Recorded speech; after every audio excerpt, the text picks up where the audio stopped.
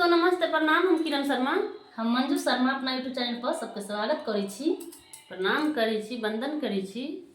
अहाँ सब हमरा दुनू देवरानी जेठानी के कुछ जरूर सुनब। बहुत मजेदार दिलदार धमाकेदार गीत छै। ई सच बात छै कि हमरा मायके में मेला लागल छै। अब मना रहल छी, जाय देथिन कि नहीं।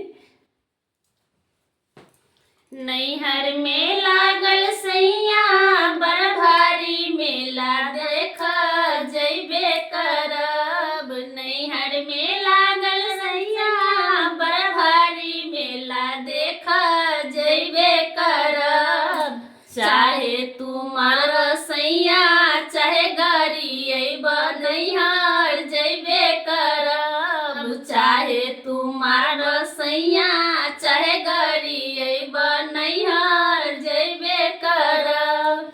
चली जइब ये धानी अपनी नैहरबा, हम कोना रहब। चली जइब ये धानी अपनी नैहरबा, हम कोना रहब। कोना चलायब धानी कोना नहायब, हम कोना रहब।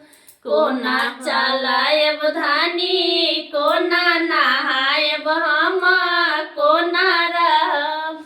एक दिन चलैहा राजा दुई दिन नहैहा, तबले अइबे करब। एक दिन चलैहा राजा दुई दिन नहैहा, तबले अइबे करब। चाहे तुमार सैया चाहे गाड़िया, नैहर जैबे करब। चाहे तुमार सैया चाहे गाड़िया, नैहर जैबे करब। चली जइब ये धानी अपनी नैहरबा, हम कोना रहब। चली जइब ये धानी अपनी नैहरबा, हम कोना रहब। कोना बनायब धानी कोना हम खायब, हम कोना रहब। कोना बनायब धानी कोना हम खायब, हम कोना रहब। एक दिन बनैहा राजा दुई दिन खैहा, तबले अइबे करब।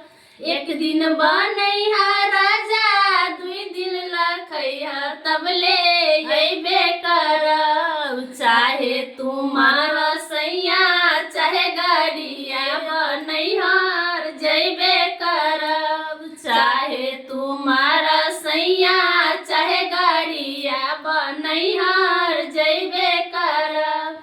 चली जइब ये धानी अपनी नैहरबा, हम कोना रहब।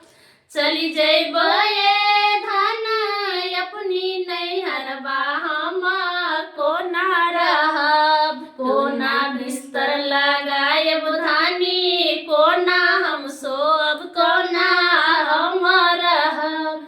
कोना बिस्तर लगायब धानी कोना हम सोब, कोना हम रहब। एक दिन लगैहा राजा दुई दिन सोइहा, तबले अइबे करब। एक दिन लगैहा राजा दुई दिन सोइहा, तबले अइबे करब।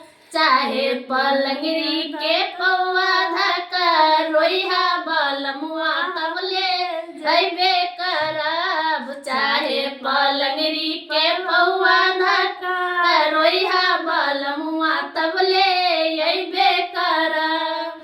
चाहे तुमार सैया चाहे गाड़ी अइब, नैहर जैबे करब। चाहे तुमार राजा चाहे गाड़िया, नैहर जैबे करब। नैहर में लागल सैया बड़ भारी मेला, देखा जैबे करब।